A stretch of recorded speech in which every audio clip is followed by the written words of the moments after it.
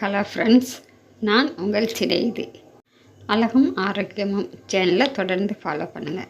இந்த பதிவில் நாம் பார்க்க போகிறது முறையற்ற மாதவிடாய்.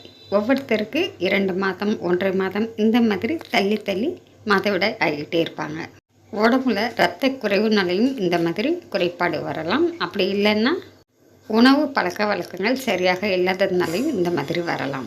இப்படி இருக்கிறவங்க தினந்தோறும் எள்ளு வாங்கி வறுத்து அதை இடித்து பனை வெல்லம் போட்டு உருண்டையாக பிடிச்சு தினந்தோறும் அந்த எள்ளு உருண்டையை சாப்பிட்டுக்கிட்டே வரும் பொழுது கண்டிப்பாக இந்த முறையற்ற மாதவிடாய் சரியாகி மாதந்தோறும் மாதவிடாய் வர ஆரம்பிச்சிடும். உணவு பழக்க வழக்கங்கள் நம்ம சரியாக எடுத்துக்கிட்டோம் அப்படின்னாலே நம்ம ஆரோக்கியமாகவும் அழகாகவும் இருக்கலாம். அதனால் நம்ம வீட்டிலையே உணவு பழக்க வழக்கத்தை சரியாக கொண்டு வாங்க. நன்றி.